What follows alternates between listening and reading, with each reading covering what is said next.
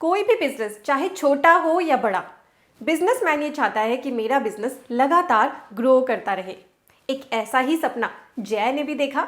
जय ने अपना एक छोटा सा बिजनेस शुरू करा था जो आज बहुत अच्छा चल रहा है और उसकी टर्नओवर 2 करोड़ तक आ चुकी है। अब वो बहुत ही स्मार्ट बिजनेसमैन है। स्मार्ट कैसे है वो भी आपको बताऊंगी। तो 2 करोड़ की टर्नओवर अचीव करते ही अब उसे थोड़ी सी ये टेंशन हो गई है कि इस पर मुझे अब गवर्नमेंट को टैक्स देना पड़ेगा। तो वो कितना देना है ये तो मैं आपके साथ इस वीडियो में शेयर कर ही रही हूँ। साथ ही मैं आपको जय की स्मार्टनेस बताना चाहूँगी। जय बहुत अच्छा बिजनेसमैन है। थोड़े ही टाइम में उसने अपने बिजनेस को ग्रो करा है। थोड़े ही टाइम में बहुत अच्छी टर्नओवर को अचीव करा है। साथ ही उसकी स्मार्टनेस इसलिए भी कही जाएगी कि उसने अपने बिजनेस के स्टॉक को इंश्योर कर रखा है फ्यूचर में होने वाले किसी भी नुकसान से बचने के लिए। जय की ही तरह हर समझदार बिजनेसमैन अपने बिजनेस के स्टॉक का इंश्योरेंस करवाता है ताकि फ्यूचर में उसका कोई भी नुकसान ना हो।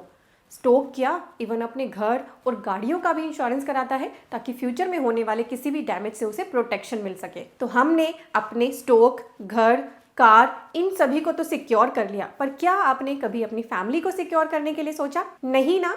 यही गलती इंडिया में लाखों लोग करते हैं। उनके पास बिजनेस के लिए बहुत बड़े फ्यूचर प्लान्स होते हैं, पर अपनी फैमिली के फ्यूचर को सिक्योर करने के लिए कोई भी बैकअप प्लान नहीं होता। कल अगर किसी वजह से आपको कुछ हो जाता है तो आपके पास आपकी फैमिली के फ्यूचर को सिक्योर करने के लिए कोई ना कोई ऐसा बैकअप प्लान जरूर होना चाहिए जिससे उनका फ्यूचर सिक्योर हो सके। और इस सिचुएशन में जब कोई साथ नहीं देता तो उस समय केवल इंश्योरेंस ही आपकी फैमिली के लिए सहारा बन सकता है। इसीलिए आपको अपनी फैमिली के फाइनेंशियल सिक्योरिटी के साथ कोई भी समझौता नहीं करना चाहिए और इंश्योरेंस लेकर रखना चाहिए ताकि फ्यूचर की किसी भी अनसर्टेनिटी के केस में आपकी फैमिली को सहारा मिल सके और आपको एक पीस कि कल आपके ना रहने के केस में भी आपकी फैमिली आपकी जिम्मेदारियों को पूरा करने में सक्षम रहेगी। वैसे तो इंश्योरेंस बहुत तरह के होते हैं, पर सबसे प्योरेस्ट फॉर्म ऑफ इंश्योरेंस जो बहुत अफोर्डेबल होता है वो है टर्म इंश्योरेंस। इसके प्लान्स 600-700 रुपए से ही शुरू हो जाते हैं और इसमें आपको करोड़ों का कवर मिल सकता है। इसकी एक और खास बात है कि आप जितनी जल्दी टर्म इंश्योरेंस लेंगे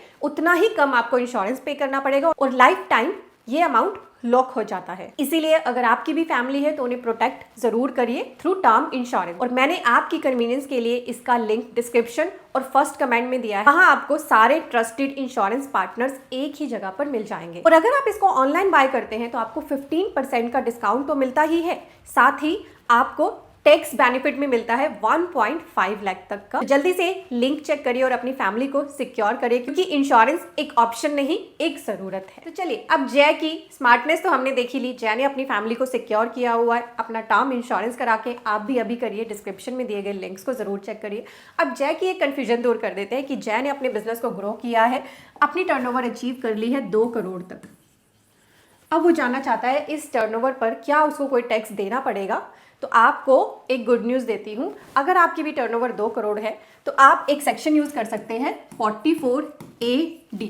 ठीक है, ये है special provision for computing profit and gain of business on presumptive basis. ये सेक्शन ये कहता है कि आपके बिजनेस की जो ये 2 करोड़ की टर्नओवर है, अगर ये अदर देन कैश है तो आप इसका 6% तक मिनिमम प्रॉफिट दिखाएं या फिर जो आपका एक्चुअल प्रॉफिट है वो दिखाएं और उसके हिसाब से आप हमें टैक्स दें। 2 करोड़ का अगर आप 6% कैलकुलेट करेंगे तो वो 12 लाख बनेगा। और फाइनेंशियल ईयर 25-26 से आपकी 12 लाख तक की इनकम टैक्स फ्री है। अगर आप इंडिविजुअल रेजिडेंट है तो आपकी 12 लाख तक की इनकम टैक्स फ्री है, क्योंकि 12 लाख तक अगर फाइनेंशियल ईयर 25-26 में आप न्यू रिजीम का टैक्स कैलकुलेट करेंगे तो वो आपका बनेगा 60,000 और इस 60,000 में रिबेट दे दी जाती है आपको 87A की, जिससे आपका टैक्स हो जाता है 0।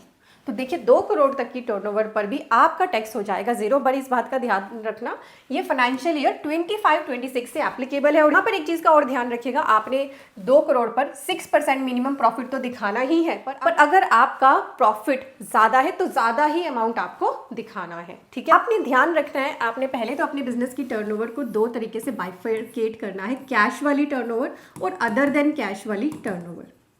ठीक है। अदर देन कैश वाली टर्नओवर पे आपको मिनिमम 6% का प्रॉफिट दिखाना है और कैश वाली पे मिनिमम 8% का, पर अगर ज़्यादा आपका प्रॉफिट है तो आपको ज़्यादा ही दिखाना है।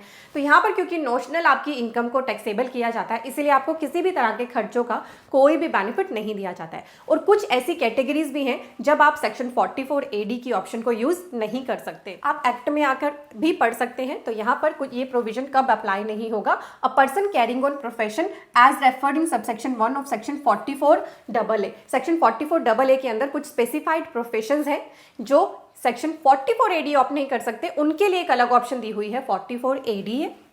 ऐसा पर्सन जो अर्न कर रहा है income in the nature of commission and brokerage, तो अगर आप कमीशन या ब्रोकरेज अर्न करते हैं तो भी आप 44 AD को ऑप्ट नहीं कर सकते हैं। और ऐसा कोई पर्सन जो एजेंसी के बिजनेस को रन कर रहा है, उनके लिए भी सेक्शन 44 AD वर्क नहीं करेगा। एलिजिबल बिजनेस के इसमें अलग से बताया गया है, ऐसा बिजनेस चाहे वो कोई भी है, पर कौन सा नहीं होना चाहिए, जो plying, hiring and leasing of goods carriage है, क्योंकि उनके लिए एक अलग सेक्शन है, सेक्शन 44 AE।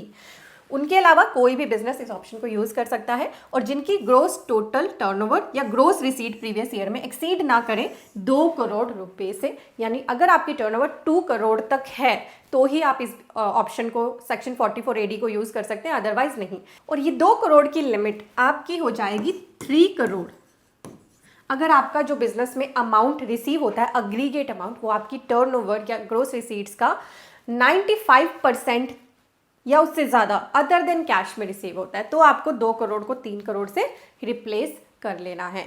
तो आपने समझ लिया सेक्शन 44 AD कौन ऑप्ट कर सकता है। सेक्शन 44 AD ऑप्ट करने के लिए आपको ITR फाइल करनी होती है। आपके लिए ऑप्शन होती है ITR 3 सिलेक्ट करने के लिए या ITR 4 सिलेक्ट करने के लिए। इन दोनों में आप सेक्शन 44 AD को ऑप्ट कर सकते हैं। वहाँ पे आपको अपनी टर्नओवर को बाइफरकेट करना होता है, कैश वाली और अदर देन कैश वाली, ये टर्नओवर अलग दिखानी होती है और फिर उनका जो परसेंट है 8% एंड 6% दिखाना होता है। तो या फिर आपका जो एक्चुअल प्रॉफिट है, अगर वो इनसे हाइयर इस परसेंटेज से, तो अपना एक्चुअल प्रॉफिट दिखाना होता है और फिर उस पर आपकी टैक्स की कैलकुलेशन होती है। तो फाइनेंशियल ईयर 25-26 जो अभी हमारा 1 अप्रैल 25 से बिगिन हुआ है, आपको 2 करोड़ तक की टर्नओवर पर भी 0 टैक्स देना पड़ेगा अगर आप इंडिविजुअल रेजिडेंट है और सेक्शन 44 AD को ऑप्ट करते हैं और आप अगर बिजनेस रन कर रहे हैं, क्योंकि जो 60,000 की रिबेट है वो इंडिविजुअल रेजिडेंट्स के लिए अवेलेबल है, इस बात का ध्यान रखिए। और अब फाइनेंशियल ईयर 24-25 की अभी ITRs फाइल होनी है 31 जुलाई 2025 तक। तो उस केस में आपके लिए न्यू रिजीम में एग्जाम्पशन की लिमिट 7 लाख है, 12 लाख नहीं है, 7 लाख है, यानी अप्रॉक्सीमेट 1 करोड़ 15 लाख तक अगर आपकी टर्नओवर है, आप 6% तक का प्रॉफिट दिखाएंगे तो आपको कोई भी टैक्स नहीं देना पड़ेगा फाइनेंशियल ईयर 24-25 में। 25-26 से तो 2 करोड़ तक भी अगर आपका बिजनेस का टर्नओवर है तो आपको कोई भी टैक्स नहीं देना है। तो जल्दी से लिंक चेक करिए और अपनी फैमिली को सिक्योर करिए, क्योंकि इंश्योरेंस एक ऑप्शन नहीं, एक ज़रूरत है। इंपॉर्टेंट वीडियो है, आपने खुद तो देखी ही है, नीचे ही शेयर का टैब है, शेयर जरूर करें। शेयर टैब के साथ ही आपको दिया है सब्सक्राइब टैब, इस पर अभी क्लिक करें, आपके लिए बिल्कुल फ्री है। इससे आप हमारी आने वाली कोई भी इंपॉर्टेंट वीडियो को मिस नहीं करेंगे। और जो भी इंपॉर्टेंट लिंक्स हैं मैंने वीडियो के डिस्क्रिप्शन और पिन कमेंट में दिए हैं। ऐसी इंफॉर्मेटिव वीडियोस के लिए आप हमें इंस्टाग्राम पर भी फॉलो कर सकते हैं, आपको मेरी इंस्टा ID स्क्रीन पर दिख रही है। Thank you so much.